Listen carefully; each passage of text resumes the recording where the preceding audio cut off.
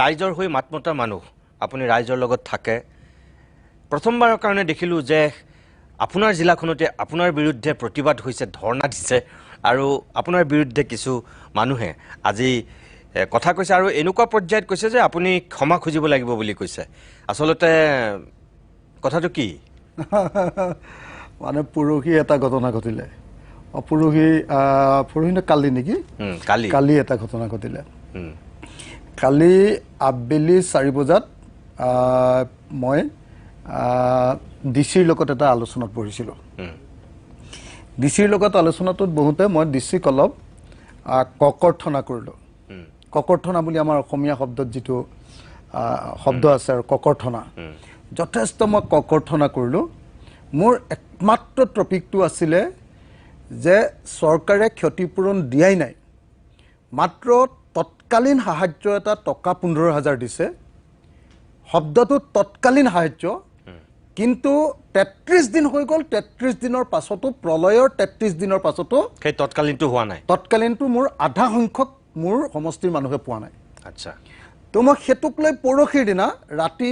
ঠিক 10:30 বজাত মানে মই এজন এডিচিৰ লগত কথা পাতি আছিলোঁ যে মোৰ কিমানজনে পালে কিমানজন বাকী আছে কাৰণ মোৰ ঘৰ ঘেৰাও কৰা নিচিনাকৈ সদায় মানুহ হাজাৰ মানুহ আহি আছে শিৱসাগৰত মোৰ একদম পৰিস্থিতি বেয়া যে ছাৰ পোৱা নাই হুলস্থুল তা মই এডিচিক সুধিলোঁ 10 মান বজাত এডিচিয়ে এজনে ক'লে যিজন দায়িত্বত থাকে তাই ক'লে যে এটা কথা ছাৰ যদি মানে এতিয়া আমি কৈছে যে আমি 18,000 পৰা 22,000 মানৰ ভিতৰত দিলোঁ আপোনাৰ সমষ্টিৰ কিন্তু বাকী মানুহবিলাকক দিবলৈ তেওঁ কৈছে যে 37,000 মান মানুহৰ এনেকুৱা ক্ষতি হৈছে যেন অনুমান হৈছে বাকীখিনিক দিবৰ কাৰণে কোনো ৰাস্তা নাই এতিয়া যদি দিব লাগে তেতিয়াহ'লে আপোনাৰ মানে অসম চৰকাৰে যিটো পৰ্টেল যিটোত মানে ৱেবছাইট আছে যিটো SDMA বুলি কয় যিটো আজমা বুলি কয় তো এই যিটো ৱেবছাইট আছে সেইটো যদি খুলি নিদিয়ে সেই ৱেবছাইটটোত অকল 1 লাখ বানপীড়িতক 15,000 টকা দিবলৈকে তাত অনুমতি আছে আৰু 1 লাখটো যেহেতু শেষ হৈ গৈছে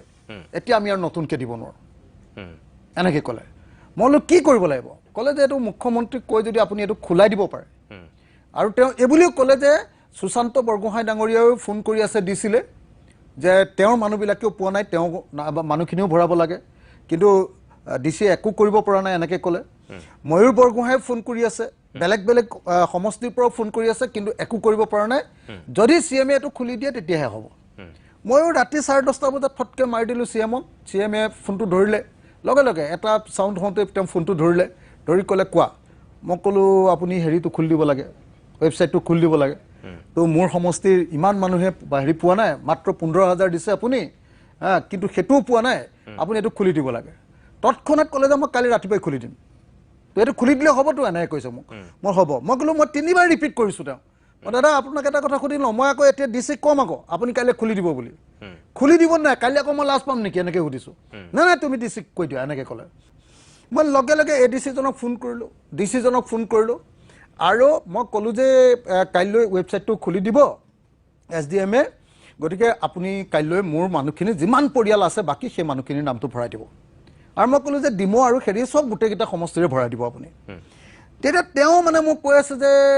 এইটো মানে এনেকুৱা কিবা গণ্ডগোল আছে টেকনিকেল এনেকুৱা গণ্ডগোল আছে মই ক'লোঁ এইবিলাক বাদ দিয়ক মই আপোনালোকৰ গোটেই কথাখিনি বুজি লৈছোঁ ডিচিৰ পৰা আৰু আপুনিও বুজি পাইছে তো আপুনি এইটো কথা বাদ দিয়ক মুঠতে কাইলৈ খুলি দিব মোৰ মানুহখিনিক কাইলৈ আপুনি পোৱাৰ ব্যৱস্থা কৰি দিব মই এনেকৈ ক'লোঁ তাৰপাছত ৰাতিপুৱা 10 বজাত মই অসমৰ মুখ্যমন্ত্ৰীলৈ হোৱাটছএপত মেছেজ দিলোঁ দাদা খুলি দিলে নে নাই বুলি তেওঁ য়েছ বুলি মোলৈ মেছেজ এটা দিলে য়েছ বুলি কিন্তু তাৰপাছত মই এডিচিক সুধিলোঁ খুলি দিলে নাই কৈছে নাই খোলা ঠিক 12:30 বজাত মোলৈ ফোন মাৰিছে CMA মই সুধিলোঁ যে দাদা কিয় খুলি দিয়া নাই এতিয়ালৈকে আপুনি ক'লে তোমালোকৰ ডিচিয়ে উল্টা পুল্টা কথা কৈ আছে তোমালোকৰ ডিচিয়ে মানে নুখুলিলেও হ'ব বুলি কৈছে মই বোলো কেলে বোলে তোমাক মই হেৰি লগাই দিওঁ ৰবা মই ডিচিকো হেৰিয়াত লাইনত লৈ লওঁ ইফালে ডিচিক লাইনত লৈ ল'লে মই আছোঁ তেওঁ আছে তো ডিচিয়ে কৈ আছে যে ছাৰ 8,000 মান মানে ৰিজেক্ট হৈছে মানে বিভিন্ন কাৰণত টেকনিকেল কাৰণত সেইবিলাক যদি আমি হেৰি কৰি লওঁ তেতিয়াহ'লে মিলাই দিব পাৰিম ইফালে মোৰ ইয়াতে খুব বেছি 18,000 পৰা 22,000 হৈছে মানুহ সোমাব লাগে 37,000 মান গতিকে 15,000 মান সোমোৱা নাই সেই 15,000 বা 16,000 মানুহ সোমাবৰ কাৰণে আকৌ হেৰিয়াত মাত্ৰ 8,000 সোমাইছে ডিমোৰ, নাজিৰাত সোমাইছে মোতকৈ কম, মোৰ যদি 22,000 সোমাইছে তেওঁলোকৰ 18,000 নে কিমান সোমাইছে। তো মই ক'লোঁ যে এইটো কেনেকৈ সম্ভৱ। তেতিয়া তেওঁ ক'লে যে ঠিক আছে তোক মই ডি চি এটোলৈ ফোন কৰিব, এনেকৈ ক'লে। ডি চি এ ফোন কৰিলে 4টা বজাত মিটিং ফিক্স হ'ল। 4টা বজাত যেতিয়া মই তেওঁক কৈছোঁ, তেওঁ আকৌ একেটা কথাকে কৈ আছে, কৈছে যে আমাৰ হাততে 8,000 মান আছে। মই ক'লোঁ দিবলৈ কিমান আছে? তেওঁ ক'লে দিবলৈ ক'লে যে ইমানে পালে। মই ক'লোঁ মোৰ ফেমিলি কিমান লোকচান হৈছে? তেওঁলোকে নিজে ক'লে যে 46,000। 46,000 নহয়, তাতকৈ কম হৈছে অলপ, কিন্তু তেওঁলোকে নিজে ক'লে যে 46,000 ফেমিলিজ পাবলৈ আছে। মই ক'লোঁ যে 46,000 ফেমিলিজ পাবৰ কাৰণে এতিয়া পাইছে 22,000, বাকীখিনি মোক দিব লাগিব। আপোনাৰ আছে 8,000, কেনেকৈ দিব? সেইটো যদি পিছত পায়ো 8,000, কৈছে এইবিলাক প্ৰথমতে ঠিক কৰি লওঁ। মই বোলো এইবিলাক নহয়, আপুনি মোক পৰহিলৈৰ ভিতৰত এইটো দিব লাগিব। CM খুলি দিওঁতে আপুনি কিয় খুলিব নোখোজে? এই বুলি মই ককৰ্থনা কৰিলোঁ। কথাটো ইমানেই। আচ্ছা, আপুনি সেই কথাখিনি ৰেকৰ্ডিং কৰি আপুনি ৰাইজৰ মাজত বিয়পাই দিয়াটোক লৈও আপত্তি কৰিছে বহুতেই। আৰু 2 নম্বৰ, আনকি ডক্টৰ ৰণোজ পেগুও আজি সেই সন্দৰ্ভত আপোনাক আনচিভিলাইজ শব্দটো ব্যৱহাৰ কৰি পেলাই কৈছে। অখিল গগৈ এজন আনচিভিলাইজ ব্যক্তি বুলি কৈছে। লক্ষ্য কৰোঁতে তাত সংবাদমেল পাতি আপোনাক তীব্ৰ ভাষাৰে সমালোচনা কৰিছে। এজন IAS বিষয়াক কেনেকৈ মানে কথা ক'ব লাগে, ন্যূনতম আপোনাৰ সেই সৌজন্যতাবোধ বা সেই সম্যক জ্ঞানখিনিও নাই বুলি আপোনাক সমালোচনা কৰিছে। আমাৰ জাতিটোৱে, আমিবিলাকে অসমত এটা ডাঙৰ সভ্যতা গঢ়িছিলোঁ, চিভিলাইজেশ্যন। এতিয়া ৰণোজ পেগুৰ পৰা যদি মই যি মানে তায়ে আহোম সভ্যতা গঢ়িছিলোঁ, সেই টাই ভাষাৰ মানুহজনে যদি, সেই টাই আহোম মানুহজনে যদি মই এতিয়া ৰণোজ পেগুৰ পৰা নতুন চিভিলাইজেশ্যন শিকিব লাগে, তেতিয়াহ'লেতো এইটো পেগু ডাঙৰীয়াৰ পৰা শিকিবলগীয়া চিভিলাইজেশ্যনটো অলপ বেলেগ হ'ব। এতিয়া দ্বিতীয় কথা, মোৰ কাৰণে প্ৰশ্নটো মাত্ৰ কেৱল আৰু কেৱল এটা, যে চৰকাৰ প্ৰত্যেকটো ক্ষেত্ৰতে বিফল হৈছে। চৰকাৰ প্ৰথমতে ৰেস্কিউ কৰাত বিফল হৈছে, উদ্ধাৰ কৰাত কমপ্লিট বিফল।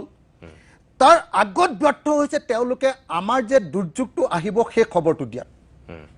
বিমল বৰাই নিজে স্বাধীনতা দিৱসৰ দিনা কৈছে যে 19 তাৰিখৰ আবেলি DCয়ে তেওঁক ফোন কৰি জনাইছে যে মন জিলাৰ DCয়ে আমাৰ DC শিৱসাগৰৰ DCক ফোন কৰি জনাইছে যে এটা ডাঙৰ দুৰ্যোগ আহি আছে, গতিকে তেওঁলোক সাৱধান হ'ব লাগে। DCয়ে গাৰ্জেন মিনিষ্টাৰক জনালে, DCয়ে জনতাক নজনালে। যদি DCয়ে জনতাক জনাই দিলেহেঁতেন বা গাৰ্জেন মিনিষ্টাৰে যদি জনতাক জনাই দিলেহেঁতেন, তেতিয়াহ'লে আমাৰ অন্ততঃ চাৰ্টিফিকেটখিনি বাচিলেহেঁতেন, আমাৰ মানুহৰ 100টা মানুহৰ জীৱনটো অন্ততঃ বাচিলেহেঁতেন, ঘৰবিলাক বাৰু গ'লহেঁতেন, আমাৰ বাকীবিলাক চব গ'লহেঁতেন, কিন্তুতো আমাৰ 100টা মানুহৰ মানুহ বাচিলেহেঁতেন আৰু চাৰ্টিফিকেটখিনি বাচিলেহেঁতেন, সেইখিনি অন্ততঃ আমি আঁতৰাই আনিব পাৰিলোহেঁতেন। গতিকে প্ৰথম কথা যে তেওঁলোকে ৱাৰ্ণিং দিয়াৰ ক্ষেত্ৰত ব্যৰ্থ হৈছে। 2 নম্বৰ, ৰেস্কিউ অপাৰেশ্যনৰ নামত 7 দিনলৈকে একোৱেই নাই।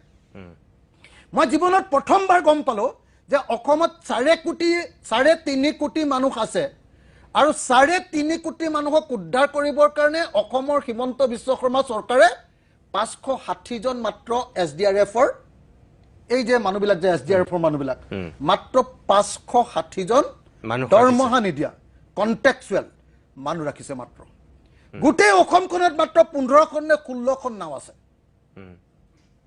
আপুনি কল্পনা কৰক, গোটেই অসমখনত 3.5 কোটি মানুহক বচাবৰ কাৰণে ষ্টেট গভৰ্ণমেণ্টৰ হাতত 15খন নে 16খন নাও আছে, আৰু মাত্ৰ 560 জন মানুহৰ কৰ্মচাৰী হিচাপে ৰাখিছে, তাকো তেওঁলোকক দৰমহা নিদিয়ে। আৰু সেই নাওবিলাকো বিভিন্ন জিলাত 3খন 4খন এনেকৈ আছে চাগে। মই যেতিয়া প্ৰথমতে সুধিছোঁ যে মোক নাও লাগে, প্ৰথম মই যেতিয়া সুধিছোঁ, মই যেতিয়া কৈছোঁ যে দাদা, তেওঁ সুধিছে যে তোমাক কিমান নাও লাগে CMয়ে, মই কৈছোঁ মোক 40খন নাও দিয়ক। গোটেই অসমতে 40খন নাও নাই, এনেকৈ কৈছে। তো পৰিস্থিতি এইটো। তাৰপিছত ৰিলিফ অপাৰেশ্যন নায়েই। যদি সেই টেবুলখনত উঠি নিদিলোহেঁতেন, মোক এতিয়া চবেই অভদ্ৰ কৈ থাকে যে তই টেবুলত উঠি দিছ, তই সংসদীয় ব্যৱস্থাত তই এনেকুৱা একদম সাংঘাতিক কাম এটা কৰি দিলি। মই যদি সেইদিনা টেবুলত উঠি নিদিলোহেঁতেন, অসমৰ মানুহে এনেকৈ ৰিলিফ দিবলৈ গ'লহেঁতেন নেকি?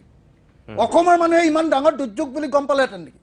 হিমন্ত বিশ্ব শৰ্মাই নিউজ লাইভত বহি এটা ধুনীয়াকৈ এটা টক শ্ব' কৰি দিলেহেঁতেন, আৰু অসমৰ মানুহে ভাবিলেহেঁতেন যে এইটো এটা সাধাৰণ বানপানী।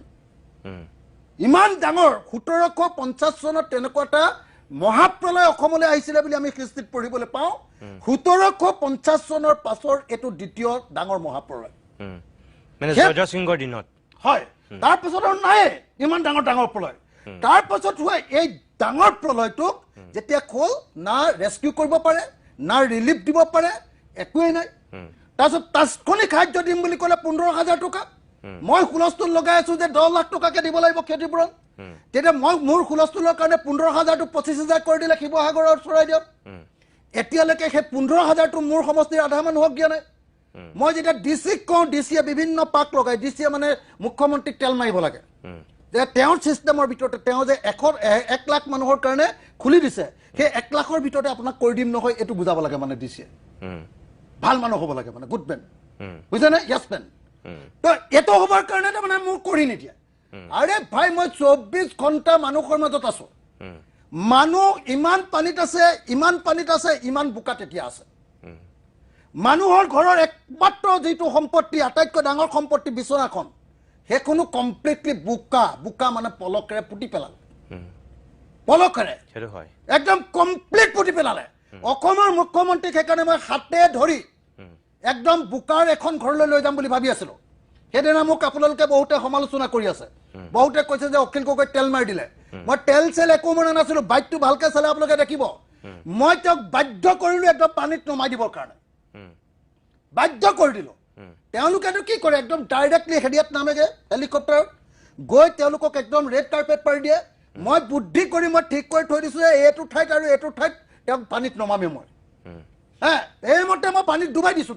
তেওঁ নিজে নমা নাছিলে নেকি ক'ত নামিছে তেওঁ হেৰিয়াতে নাছিলে চাওক আপোনালোকে নিজৰ অফিচিয়েল হেৰিয়াত চাওক নাই নহয় মই কৈ আগদিনা ৰাতিপুৱা কি কৰিছো আগদিনা হেৰি কৰিলো পিছদিনা ৰাতিপুৱাই মই কি কয় তাতে পীযুষ হাজৰিকাই ডিউটি মাৰি আছে কেতো পীযুষ হাজৰিকাই ক'লো যে চিএমক ফোনটো লগালে মই দাদাক ক'লো যে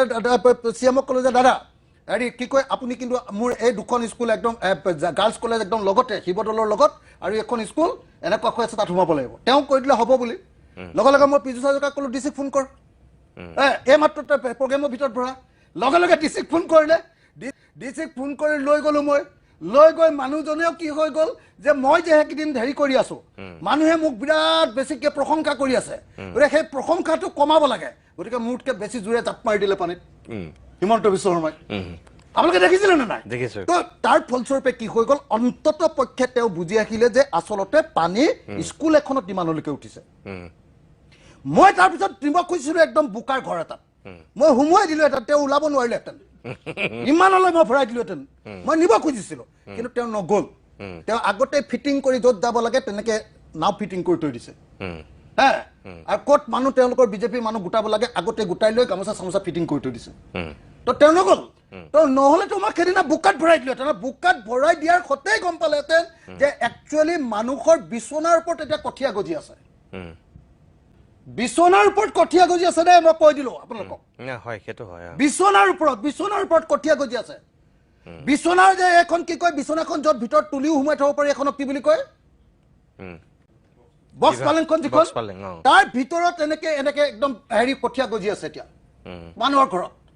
সেই পৰিস্থিতি যি বুজি পোৱা নাই সেই মানুহবিলাকে মোৰ চেণ্টিমেণ্টটো বুজি নাপায় মই কিয় টেবুলৰ ওপৰত উঠিছো আৰু মই কিয় ডিচিক এনেকে ককৰ্থনা কৰিছো মোক আজি বোলে IAS অফিচাৰবিলাকৰ এছ'চিয়েশ্যনে বোলে মোক ধমকি লগাইছে মোক বোলে সকিয়নি দিছে মই IAS অফিচাৰ এছ'চিয়েশ্যনক অনুৰোধ কৰিছো আপোনালোকৰ প্ৰেচিডেণ্ট ছেক্ৰেটাৰী কোন আছে মোক নাজানো আপোনালোকৰ IAS এছ'চিয়েশ্যনৰ প্ৰেচিডেণ্ট আৰু ছেক্ৰেটাৰী মোৰ লগত আহক আপোনাক মই মোৰ গাঁৱৰ মগৰাহাটৰ এখন গাঁও বা পাণবেচাৰ এখন গাঁও বা যিকোনো এটা পঞ্চায়তৰ মই এখন গাঁৱলৈ আপোনাক লৈ যাম আৰু কেনেকুৱা মানুহৰ ঘৰৰ ভিতৰত এতিয়ালৈকে কিমান বোকা আছে তাত এবাৰ ভৰাই দিম তাৰপাছত আপুনি আপোনাৰ ডিচিজনত তেনেকৈ গালি পাৰে নে নাই আপুনি নিজে গম পাব তাৰমানে আপুনি ক'ব বিচাৰিছে যে আপুনি একদম প্ৰেক্টিকেলি ফিল্ডত নামি যিখিনি পৰিৱেশ দেখি আছে সেই মানুহখিনি হৈ আপুনি মাতিব তাত কোনোবা IAS অফিচাৰ কোনোবাই বেয়া চেয়া পায় সেইবিলাক কোনো খাতিৰ বাতিৰ কৰিবলৈ নাই আৰে মই কৈছো নহয় মোক যিবিলাক মানুহ ছাপোৰ্টাৰ আছিলে সেইদিনা CMক মই তেনেকৈ কোৱাৰ কাৰণে মোক বেয়া পাই গ'ল CMক মই এই কাৰণে কৈছো যে মোৰ 60% মানুহৰ 60% ৰাস্তা ভাগি গৈছে 80% মানুহৰ ঘৰত মোৰ পানী উঠিছে মই বুজাব লাগে CMক যে পৰিস্থিতিৰ গভীৰতা কিমান সেইটো কাম কৰিবলৈ যাওঁতে যেতিয়া পানীত জাপ মাৰি দিছে মই সেইটো বেয়া কাম বুলি ক'ম নেকি মই তেওঁক বাধ্য কৰাইছো সেইকাৰণে মই ভাল কাম বুলি কৈছো এইটো বৰ ভাল কাম কৰিছে জাপ মাৰি দিছে এনেকৈ কৈছো সেইটো আকৌ মই চিএমক তেল মৰা বুলি কৈ দিলে মই চিএমক কেতিয়াবা তেল মৰা মানুহ নেকি আপোনালোকে নিজে জানে মই কেনেকৈ কওঁ মোৰ সমান তেনেকৈ কোৱা মানুহ পৃথিৱীত আছে যদি সেইকাৰণে মই স্পষ্টকৈ এটা কথা ক'ব কৈছো যে হিমন্ত বিশ্ব শৰ্মা চৰকাৰখনে ৰিলিফ দিব নোৱাৰিলে হিমন্ত বিশ্ব শৰ্মা চৰকাৰখনে উদ্ধাৰ কৰিব নোৱাৰিলে হিমন্ত বিশ্ব শৰ্মা চৰকাৰখনে আগতে জাননী দিব নোৱাৰিলে হিমন্ত বিশ্ব শৰ্মা চৰকাৰখনে এতিয়ালৈকে তৎকালীনভাৱে যেটো সাহায্য ঘোষণা কৰিলে মাত্ৰ 15,000 সেই টকাটো এতিয়ালৈকে আধাকে দিব পাৰিলে আধাক দিব পৰা নাই আজি ডিসিক পৰখি যেতিয়া মই সুধিছো কালি যেতিয়া মই সুধিছো ডিসি সাহেবক যে ডিসি ডাঙৰীয়া আপুনি কওকচোন যে মোৰ সমষ্টিত টোটাল কিমান ফ্যামিলি ডুবিলে তেওঁটো নাজানে একচুয়ালি আপোনাৰ সমষ্টিত টোটাল এফেক্টেড হোৱা মানুহৰ সংখ্যাটো আচলতে কিমান মোৰ সমষ্টিৰ টোটাল ফ্যামিলি আছে 48,662 টোটাল ফ্যামিলি তাৰ ভিতৰত প্ৰায় 37,000 ফ্যামিলিৰ মোৰ পুৰা পানীত ডুবি গৈছে মানে 48,000 ফ্যামিলিৰ ভিতৰত 37,000 ডুবিছে মোৰ ডুবি গৈছে মোৰ সমষ্টিৰ আপোনাৰ 17টা পঞ্চায়তত 80% পৰা 100% ডুবিছে 17টা পঞ্চায়ত টাউনখনৰ কিমানটা পঞ্চায়ত পুৰা 6টা ওয়াৰ্ড পুৰা মই কৈছো 95% ডুবিছে 6টা ওয়াৰ্ড এনেকুৱা পৰিস্থিতি আপোনাৰ সমষ্টিত এতিয়া এনে মুঠ জনসংখ্যা কিমান মুঠ জনসংখ্যা মানে ভোটাৰ আছিল 2,19,000 ভোটাৰ ওকে মোৰ তাত ফ্যামিলি আছে 48,662 সেই 48,662 ভিতৰত 37,000 ফ্যামিলি ডুবি গ'ল তাৰ ভিতৰত 18 পৰা 22,000 কেতিয়ালৈকে হেৰি দিছে তাৰমানে আপোনাৰ 90% মানুহে আপোনাৰ ডুবিছে 80% মান 85% মান ডুবিছে 85 মান ডুবিছে এতিয়া সেই মানুহবিলাকে মোক 24 ঘণ্টা মই আপোনাক ক'লো যে এই সময়খিনিৰ ভিতৰত মই 6 কোটিৰ পৰা 7 কোটি টকা মানুহৰ মাজত বিলাইছো মোৰ জীৱনৰ যদি ওয়াইফৰ কিবা ইনকাম আছিল হেতু লৈ গৈছো মোৰ ঘৰৰ পৰিয়ালৰ ককাইদেউ নবৰ ঘৰৰ যি জমা আছিল সেইখিনিও লৈ গৈছো অৰ্কিড পাৰ্কৰ মোৰ বাকছে সাকছে যত যিমান আছিল সেইবিলাকো লৈ গৈছো মোৰ যিমান বন্ধুবৰ্গ আছে সবকে মই ব্ল্যাকমেইল কৰিছো যে তই যদি এতিয়া নিদিও মোৰ লগত আৰু তোৰ সম্পৰ্ক নাই 7 কোটি মান টকা মই নগদ এনেকে মানুহৰ মাজত বিলাই দিছো মানুহৰ মাজত বিলাই দিছো আপোনাক ৰাইজেখিনি সহায় কৰিছে উপায় নাই মানে মানুহে পইচা দিছে এইবিলাক মোৰ যিখিনি নিছো মই কিমান খুব বেছি 2.5 কোটি টকা নিজে জেনাৰেট কৰিছো আৰু বাকি মানুহে দিছে বাকিখিনি পইচা গোটে পইচা মোৰ এক পইচা নাই আজি যেতিয়া ঘৰলৈ সোমাই আহিছো সোমাই সেই ঘৰ ভাড়া এটা দিবলৈ মোৰ বাকি আছিল 11,000 টকা হেতু শ্ৰীমতীৰ পৰা খুজিছো যে মোৰ হাতত 1 টকাও নাই 300 টকা আছে তই 11,000 টকাটো দেচোন তাইৰ পৰা লৈছো মালিকক দিছো ঘৰ ভাড়াটো তাৰছত মই আপোনাৰ ইয়ালৈ ওলাই আহিছো তো গতিকে মই এটা কথা স্পষ্ট কৰি দিও যে অসম চৰকাৰ সকলো ক্ষেত্ৰত ব্যৰ্থ হৈছে অসম চৰকাৰে 15,000 টকা দিবৰ কাৰণে অকল মই ডিসি গালি পাই থাকিলে একো লাভ নাই হিমন্ত বিশ্ব শৰ্মাই অকল 1 লাখ মানুহকে দিব পাৰিবি বুলি চাবি লগাই থৈ দিছে অথচ মানুহৰ ক্ষতি হৈছে 2 লাখ কিমানটা পৰিয়াল তাৰমানে কি তেওঁ ভিতৰি বেলেগ কৰিছে বাহিৰত বেলেগ কৰিছে নেকি হেতুকে জানিবা মই তেওঁ যেহেতু তেওঁ ভাবি আছে যে মই বিৰাট ডাঙৰ আন্দোলনটা কৰিম গতিকে মোৰলে ভয় খাই আছে তেওঁ গতিকে মই কৈ দিলো যে আপুনি খুলি দিয়ক নহলে কিবা কিবি হ'ব কিন্তু তেতিয়া তেওঁ কি কৰিলে এইটো খুলি দিম বুলি ক'লে ডিসি এতিয়া কয় যে না আপোনাক এইটো ভিতৰতে মিলাই দিম নহয় ছাৰ মই নহয় আপোনাক হয়তো মুখ্যমন্ত্ৰীয়ে কওঁতে কৈছে কিন্তু মনে মনে চাগে ডিসিক আকৌ বেলেগ ধৰণে কৈছে ডিসিক যদি বেলেগে কৈছে তেতিয়ালে ডিসিক গালিটো হিমন্ত বিশ্ব শৰ্মাৰে গালি খাইছে একেটাই গালি মই তাৰমানে যিটো ডিসিক গালি পাৰিলো বা ককৰ্থনা কৰিলো সেইটো হিমন্ত বিশ্বকে পাৰিলো তেতিয়ালে তেওঁ যদি 2 নম্বৰী কৰিছে কথাটো সেইটো ন মোৰ কাৰণে মানুহৰ এই সমস্যাটো মোৰ জীৱনৰ অংশ এওঁলোকৰ কাৰণে মই বেছি পাব্লিচিটি পাইছো বুলি তেওঁলোকে গৈ পানীত জাপ মাৰি দিছেগে তেওঁলোকৰ কাৰণে নাটক তাৰমানে কি বানপানীক লৈ কৰবাত কম্পিটিশন হল নেকি কোনে বেছিকে পুৰা কম্পিটিশন আপুনি চাওক এই সময়খিনিত গাৰ্জেন মিনিষ্টাৰ নামৰ বিমল বৰা নামৰ এজন মানুহ আছে তেওঁ বেলেগ কলেও যোৱা নাই অকল শিৱসাগৰ সমষ্টিত বহি আছে তেওঁ দুখন ডিষ্ট্ৰিক্টৰ গাৰ্জেন মিনিষ্টাৰ কলেও যোৱা নাই অকল শিৱসাগৰ সমষ্টিত যে অখিল গগৈ হিমন্ত বিশ্বই কৈছে যে অখিল গগৈ বেছি পাব্লিচিটি পাইছে ইউটিউবাৰে তাৰ কথা বেছিকে কিবা ৰিল বনাইছে তাত নিদিবি তই নিজে বনাই দে 24 ঘণ্টা তাত ৰৈ আছে। মই আপোনাক সোধা কথাই আছিলে মাজতে আপোনালোক দুজনৰ মাজত পুৰা একদম সাপ নেউলৰ দৰে সম্পৰ্ক এটা হৈছে বিমল বৰা আৰু আপোনাৰ মাজত। হিমন্ত বিশ্ব শৰ্মাক যেতিয়া সাংবাদিকে সুধিছিল তেতিয়া কৈছে যে এজন অভিভাৱক মন্ত্ৰী আনজন তাৰ স্থানীয় বিধায়ক আৰু দুইজনৰ মাজত অকণমান কম্পিটিশ্যন হ'বই আৰু সেই কম্পিটিশ্যনটো যোগাত্মক হ'লে ভাল আৰু তেখেতে কিন্তু ভালকে কৈছিলে মানে কি হৈছিলে জানা নাই, তেখেতে মোক এই সময়ত বেয়াকে ক'ব নোৱাৰে, কাৰণ জানে যে মই মানুহৰ লগত যি ধৰণে ইনভলভ হৈ আছো, মোক বেয়াকে কোৱা মানে গোটেই আপাৰ অসমৰ মানুহে বেয়া পোৱা, গোটেই অসমৰ মানুহে চেঞ্চিটিভ মানুহবিলাকে বেয়া পোৱা। গতিকে তেওঁ এজন টেঙৰ বুদ্ধিয়ক মানুহ। নাই আপুনি যিখিনি কষ্ট কৰি আছিল গোটেই অসমৰ মানুহে যিহেতু দেখি আছিল। আৰে আপোনাক মই ক'লো নহয়, যদি মই টেবুলত নুঠিলোহেঁতেন, হয়, যদি মই তেনেকে ঘূৰি ঘূৰি ঘূৰি ঘূৰি ঘূৰি ঘূৰি মোৰ ফেচবুক আৰু মিডিয়াত নিদিলোহেঁতেন, এইটো অসমৰ ইমানকণ সমস্যা বুলি হিমন্ত বিশ্ব শৰ্মাই ধুনীয়াকৈ আপোনালোকক বুজাই দিলেহেঁতেন। আপোনালোক মিডিয়াবিলাককো বুজালেহেঁতেন, বুদ্ধিজীৱীকো বুজালেহেঁতেন, অসমৰ মানুহকো বুজালেহেঁতেন। মই তেওঁৰ গোটেই অংকত পাল্টা কৰি দিলোঁ, মই গোটেইখন খেলি মেলি কৰি দিলোঁ। গতিকে তেওঁ মোক মিনিমাইজ কৰিবৰ কাৰণে বহাই দিলে হেৰিয়াক, বিমল বৰাক। বিমল বৰাই কি কৰিলে, চাই য'ত বিজেপিৰ মানুহ আছে বিজেপিৰ মানুহৰ হাতত ৰিলিফটো দি পঠিয়াই আৰু অকল বিজেপিৰ ফেমিলিত দিবলৈ দিয়ে। এই যে বিজেপিৰ পৰা যে এই মেখেলা চাদৰ গৈছিলে, মেখেলা চাদৰ কিমান শিৱসাগৰ মানুহে পালে সোধকচোন আপুনি। এতিয়াও সেই মেখেলা চাদৰ টোপোলা এতিয়াও তেওঁলোকৰ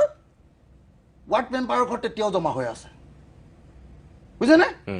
তো বিমল বৰাই কি কৰিছে যে এই বস্তুবিলাক তেওঁলোকৰ নিজৰ মানুহৰ ঘৰত জমা কৰি ৰাখিছে,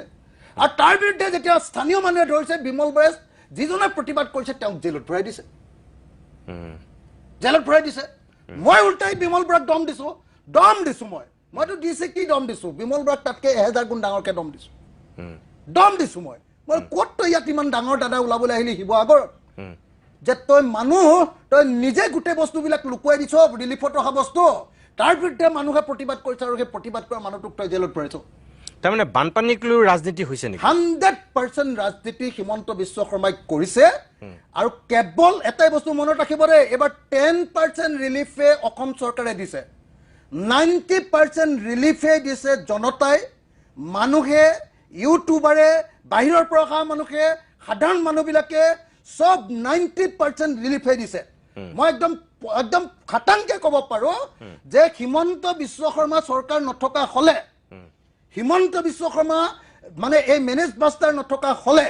এই দুৰ্যোগটোৰ পৃথিৱীৰ এটা অত্যন্ত ডাঙৰ দুৰ্যোগ ৰূপে পৰিগণিত হ'লেতো। যিমানকণ কৰিব পাৰিছো সিমানকণ উলিয়াইছো, নহ'লেতো এই যে বাহিৰৰ নেশ্যনেল মিডিয়া চেডিয়াবিলাক কেলে আহি গ'ল, নেশ্যনেল কি কয় আপোনাৰ ইউটিউবাৰবিলাক কেলে আহি গ'ল, এইবিলাকতো চব নাইকিয়া কৰি দিলেহেঁতেন।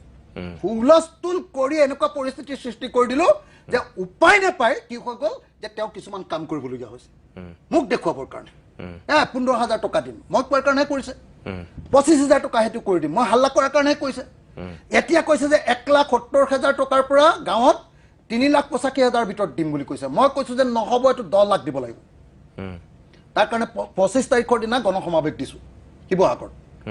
আৰু চাব যে গণসমাৱেশ দিয়াৰ পাছতো যদি এইটো বৃদ্ধি নাপায়, তেতিয়াহ'লে দেখিবলৈ পাব যে এইটোক লৈ ইমান ডাঙৰ আন্দোলন হ'ব যে হিমন্ত বিশ্ব শৰ্মাৰ গাদী মই কপাই দিম। মই আজি আপোনাক কৈ থৈ গৈছো, হয় নে নহয় আপুনি নিজে চাবলৈ। কোন তাৰিখে দিছে গণসমাৱেশ? 25 তাৰিখৰ দিনা গণসমাৱেশ দিছো। এখন বহুত ডাঙৰ নিদিওঁ, 5,000 পৰা 10,000 মানুহৰ গণসমাৱেশ দিছো, কাৰণ এই সময়ত মানুহৰ হেৰি হৈ আছে, মানুহ বিপদত আছে। মই 5,000 পৰা 10,000 মানুহৰ গণসমাৱেশ দিছো। তাৰ পাছত মই 3খন জিলা ভ্ৰমণ কৰিম, মানুহৰ প্ৰত্যেকৰ অৱস্থা চাম, আৰু তাৰ পাছত মই প্ৰত্যেক জিলাৰ পৰা মানুহ লৈ আহি হিমন্ত বিশ্ব শৰ্মাৰ ঘৰৰ আগত বহি থাকিম।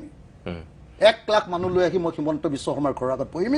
আৰু সেইদিনা হিমন্ত বিশ্ব শৰ্মাই গম পাব যে 15,000 টকাটোক লৈ যে খেলা কৰি আছে,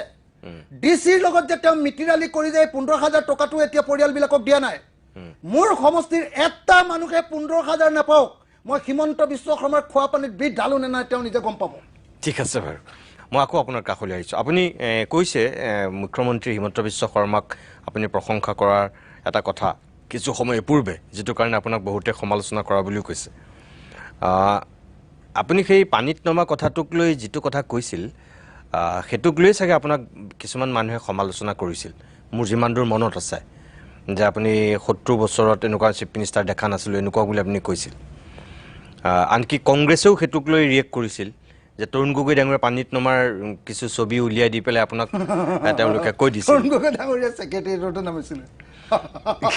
মই নাজানো কংগ্ৰেছৰটো কিন্তু এটা কথা দেই মই আপোনাক কওঁ মই হিমন্ত বিশ্ব শৰ্মাক পুৰা গালি দিছো হিমন্ত বিশ্ব শৰ্মা মোৰ কাৰণে এতিয়া ভিলেইন মোৰ সমষ্টিৰ মানুহক এতিয়ালৈকে 15,000 দিয়া নাই 25,000 দিয়া নাই আজি এখন তুলি দিছে এখন তুলিৰ নামটো মামা তুলি তুলিখনৰ ভিতৰত একো তোলা চোলা নাই তোলা চোলা নাই বিচাৰে নাই তোলা চোলা নাই এই আমাৰ যে কথা বুলি কওঁ আমি কেথা বুলি কওঁ যে আমাৰ কথা এই কথাখনৰ নিচিনা এনেকে হাতে ধৰিলে মাজতে মানে তুলিখন এনেকে দাঙি দিব পাৰে এনে আপুনি আমাৰ তুলিখন দাঙিব পাৰিব নেকি গধুৰ হয় এখন 2.5 কেজি 3 কেজি মানৰ নাই নাই মই আপোনাক এটা ক'ব যোৱা কথাটো আছিল মই খালি নহয় কংগ্ৰেছৰ কথা এটা কৈ লওঁ মই যেনেকে হিমন্ত বিশ্ব শৰ্মাক সঁচাকে সমালোচনা কৰিছো একেটা সমালোচনা বাৰু গৌৰৱ গগৈক কৰিব লাগে নে নাই চাকচোন গৌৰৱ গগৈ বেলেগ বাদ দিয়কচোন আচলতে এই দুৰ্যোগটো হৈছে অকল যোৰহাট লোকসভা সমষ্টিত মই যেনেকে খাটিব লাগে গৌৰৱ গগৈ সিমান খাটিব লাগে লাগে একদম লাগে হয়নে নহয় কাৰণ অকল যোৰহাট লোকসভা সমষ্টিত হৈছে মই যেনেকে বিধানসভাৰ টেবুলত উঠিছো তেওঁ লোকসভাত তেনেকুৱা ধৰণৰ এটা ৰোল প্লে কৰিব লাগিছিলে যাতে গোটেই ভাৰতবৰ্ষৰ মানুহে গম পাই যে এইটো এটা বিৰাট ডাঙৰ ডিজাষ্টাৰ কেটাষ্ট্ৰফিক ডিজাষ্টাৰ হেভক এটা কিন্তু দুৰ্ভাগ্যবশতঃ এখন আইনৰ সংশোধনী এমেণ্ডমেণ্ট বুলি আমি যাক কওঁ সেই এমেণ্ডমেণ্টৰ লগত দুটা বাক্য কোৱাৰ বাহিৰে তেওঁ এটা শব্দ সংসদত নকলে অথচ ইতিহাসত আজিলৈকে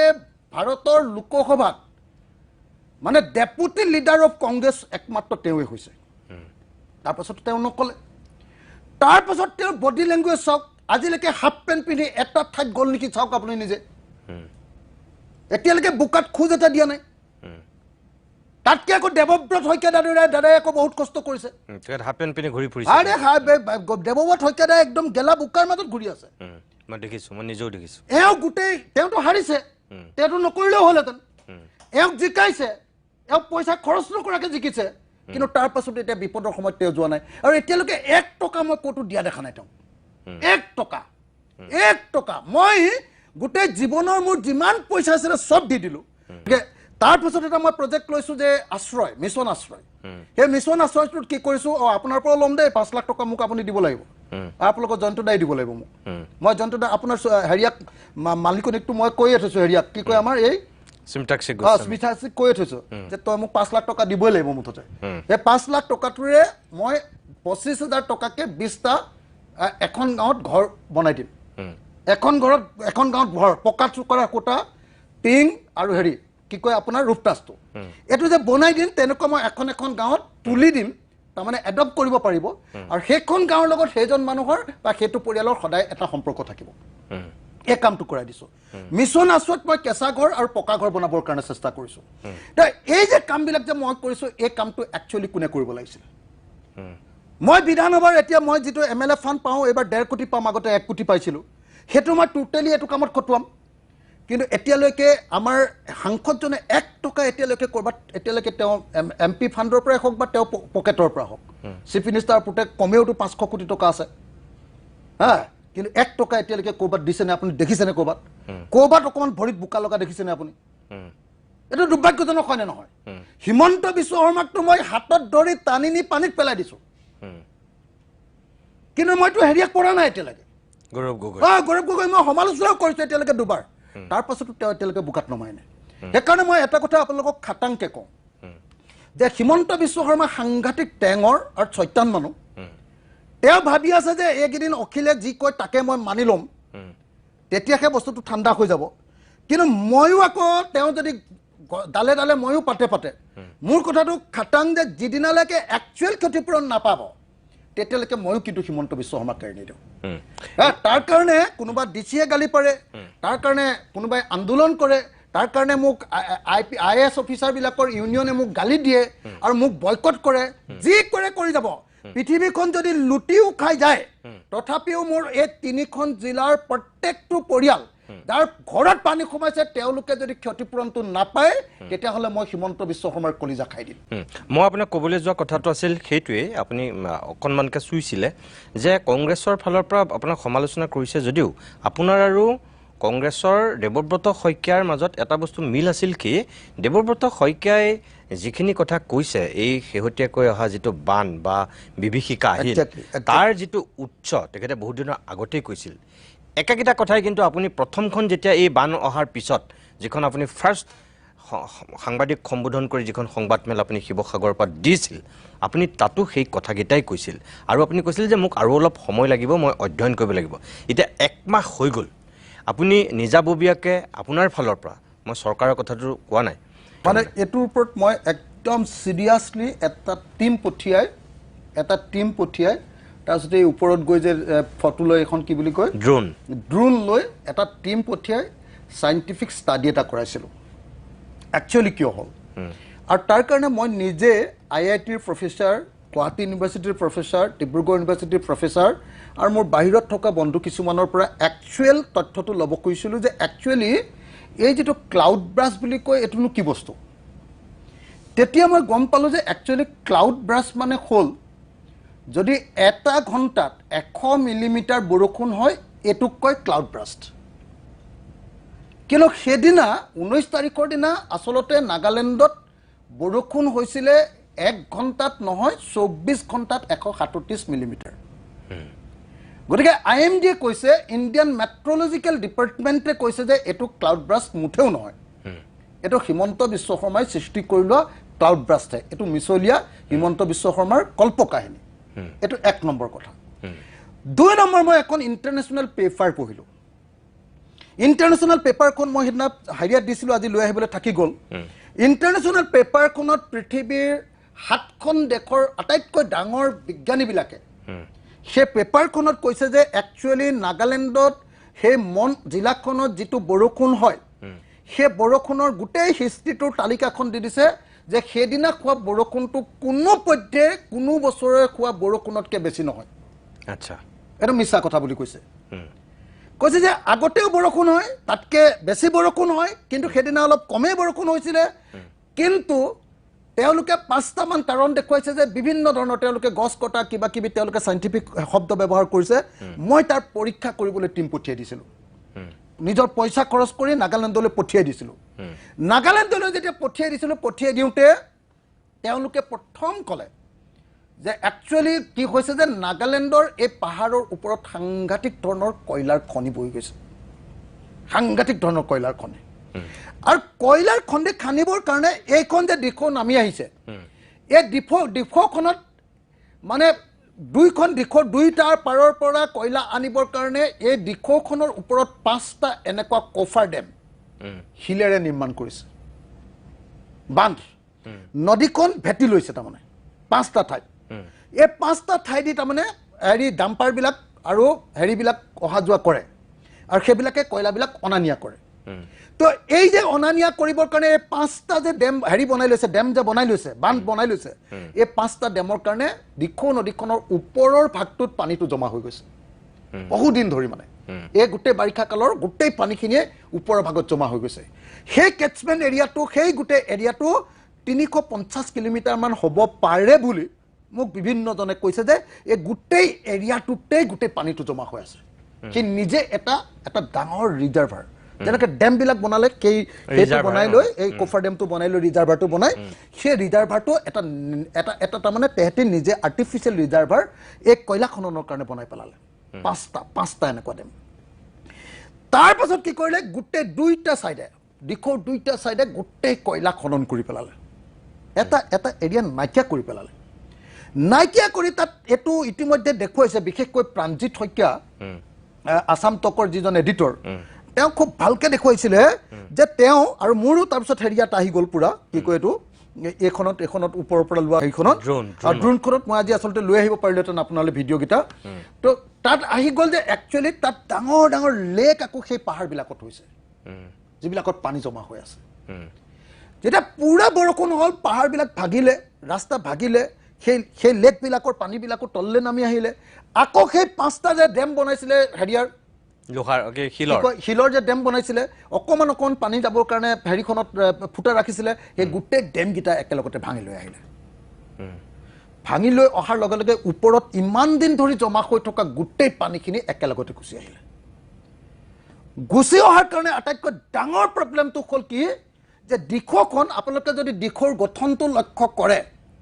এইটো বস্তু এই গঠনটো মই দেখিছিলোঁ যে এজন সাংবাদিকে আমাৰ উৎপল বৰা নামৰ এজন যোৰহাটৰ সাংবাদিকে দিশৰ গঠনটো খুব ভালকৈ দেখুৱাইছিলে নদীৰ পাৰটো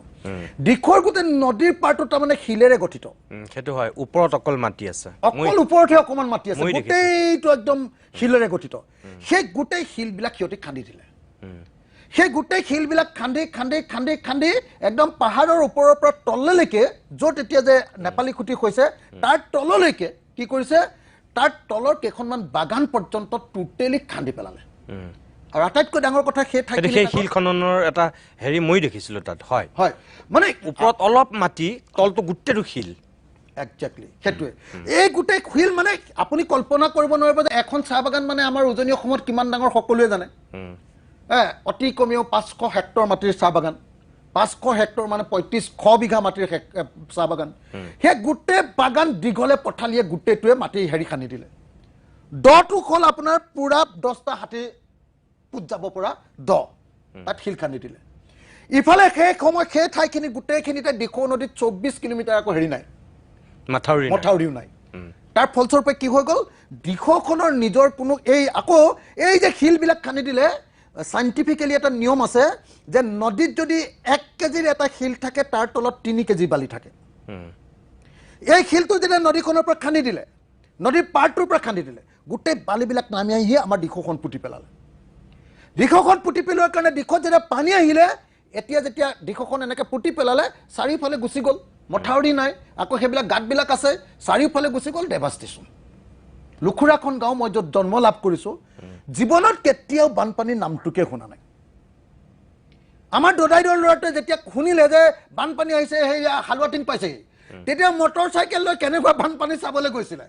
ঘূৰি আহি নাপালে সেই তেহেঁতৰ ঘৰটো উটুৱাই লৈ গুচি গ'ল এখন আমাৰ মানুহৰ অৱস্থা গতিকে মই আপোনালোকক ক'লোঁ যে এই ডেভাষ্টেশ্যনটোৰ কাৰণে মূলতঃ জগৰীয়া 3টা বস্তু এটা বস্তু হ'ল যে এই দিখৌত কৰা এই যিটো আপোনাৰ মানে প্ৰথমটো হ'ল যে কয়লা খননৰ কাৰণে এই যে ডেম বনাই দিছিলে আৰু সেইটোৰ মাষ্টাৰ মাইণ্ড হ'ল আমাৰ Sushanta Borgohain water resource minister আৰু এইবাৰ তাৰ আকৌ তাতকৈ ডাঙৰ মিনিষ্টাৰজনক দি দিছিলে আমাৰ জয়ন্ত মল্ল বৰুৱাক তাক চোৱা চিতা কৰিবৰ কাৰণে আচল মানে একদম গোটেই শিলৰ আৰু কয়লাৰ গোটেই কাৰবাৰটো চাবলৈ এইবাৰ দিছিলে জয়ন্ত মল্ল বৰুৱাক চিণ্ডিকেট মাষ্টৰ এইবাৰ আগতে পীযুষ হাজৰিকা চিণ্ডিকেট মাষ্টৰ আছিলে এতিয়া জয়ন্ত মল্ল বৰুৱা অসমৰ চিণ্ডিকেট মাষ্টৰ এই জয়ন্ত মল্ল বৰুৱাৰ লগত কথা পাতি এতিয়া মানে হেৰিয়ে কি কৰে আমাৰ সুশান্ত বৰগোহাঁই মন্ত্ৰী হোৱাৰ আগৰ পৰা সেই গোটেই কয়লা খনিবিলাক চোৱা চিতা কৰে আৰু কি কৰে সেই তাৰ পৰা অহা কয়লাবিলাক আহি এই যে তুলিত যে হেৰি কৰে লুট কৰে ট্ৰেইনত আকৌ সেই তুলিত লুট কৰাই নহয় সেই কয়লাৰ চাৰ্টিফিকেট আনি আকৌ লিডু মাৰ্গেৰিটা আৰু এই অৰুণাচলৰ হেৰিবিলাকো তালৈকে আনে এই গোটেই কাৰবাৰটোৰ কাৰণে কি হৈ গ'ল এই গোটেই পাহাৰ খহিলে ৰাস্তা খহিলে পানী বাঢ়ি আহিলে এইটো 1 নম্বৰটো কয়লা খনন 2 নম্বৰটো শিল খননৰ মাষ্টাৰ মেইন মানুহটো হ'ল আকৌ কয়লা খননৰ এটা ছাইডৰ মাষ্টৰ আকৌ হেৰি সোণাৰী MLA কি নাম আছিলে ধৰ্মেশ্বৰ কোঁৱৰ এটা ছাইডৰ মাষ্টৰ আকৌ আনটো ডাঙৰ ছাইডটোৰ মাষ্টৰ হ'ল সুশান্ত বৰগোহাঁইৰ ওপৰত আকৌ জয়ন্ত মল্ল এইবিলাক চিণ্ডিকেটৰ মাষ্টৰ তো তাৰ ফলস্বৰূপে কি হ'ল তাৰপিছত আকৌ শিল খননটোত আকৌ কি কৰে শিল খননটোত সুশান্ত বৰগোহাঁই আছে আৰু সুশান্ত বৰগোহাঁইৰ লগত আমাৰ নাজিৰাৰ MLA জন আছে কি বুলি কয় তাৰ নাম ময়ূৰ বৰগোহাঁই কয়লাৰ পৰা অলপ কমকৈ পায় বুলি শুনিছোঁ সেইটোক লৈ কাজিয়া আছিলে এতিয়া জয়ন্ত মল্লই দায়িত্ব লোৱাৰ পৰা ময়ূৰ বৰগোহাঁইক গোটেইটো দায়িত্ব দিয়াৰ কথা আছিলে সি মিনিষ্টাৰ হৈ গ'ল কাৰণে হেৰি সুশান্ত গতিকে সুশান্তই মিনিষ্টাৰ হিচাপে তাতে পইচা পাব আৰু গতিকে চিণ্ডিকেটটো ইয়াক চলাবলৈ দিব এইটো কথা চলি আছিল এতিয়া চলি থাকোঁতে ময়ূৰ বৰগোহাঁইক দিব এবাৰ ময়ূৰ বৰগোহাঁই গোটেই কয়লাটো চালেহেঁতেন আগতে অলপ কমিশ্যন পায় এবাৰ গোটেইটোৱে দায়িত্ব তাক দিলেহেঁতেন যেনেকৈ ভাস্কৰ শৰ্মাই হেৰিটো চাই অৰুণাচলটো যেনেকৈ আপোনাৰ শদিয়াৰ MLA জনে চাই কি নাম কয় বলিন চেতিয়াই ভাস্কৰ শৰ্মাই লিডু আৰু মাৰ্ঘেৰিটা যেনেকৈ চাই তেনেকৈ কৰিব খুজিছিলে আৰু তাৰ মেইন মানুহজন আকৌ আমাৰ হিমন্ত বিশ্ব শৰ্মা তেখেত জানিবা নেদেখে আৰু তেখেত অদৃশ্য জানিবা তেখেতৰ নামটো কোনো ল'বও নোৱাৰে আপোনালোকৰ টিভিটো নোলায় বেলেগ টিভিটো ওলাব নোৱাৰে তো এতিয়া এই যে কাৰবাৰটো এই কাৰবাৰটোৰ কাৰণে কি হ'ল এই 3টা কাৰবাৰ মই আকৌ ক'লোঁ কয়লা খনন শিল খনন আৰু বালি খনন এই তিনিটাৰ কাৰণে এটা অভূতপূৰ্ব পৰিস্থিতি হ'ল আৰু তাৰ কাৰণে 100% মই ক'লো যে বিজেপি চৰকাৰৰ মন্ত্ৰী সুশান্ত বৰগোহাঁই ময়ূৰ বৰগোহাঁই আৰু ধৰ্মেশ্বৰ কোঁৱৰ এই তিনিজন মানুহ মূলতঃ জগৰীয়া আৰু তাৰপাছত তেহঁতৰ হাংগু পাংগুবিলাক গোটেইবিলাক ঠিক আছে মই আপোনাক অকণমান আকৌ ৰখাম ধন্যবাদ জনাইছোঁ প্ৰিয় দৰ্শক অখিল গগৈ কথাখিনি যদি সঁচা হয় তেনেহ'লে তাৰমানে সাপ হৈ খুটি বেজ হৈ জৰা যিটো নীতি সেই নীতিটো এতিয়াও এই শিৱসাগৰৰ নাজিৰা সোণাৰী চৰাইদেউ সেই অঞ্চলটোত তাৰমানে বাহাল আছে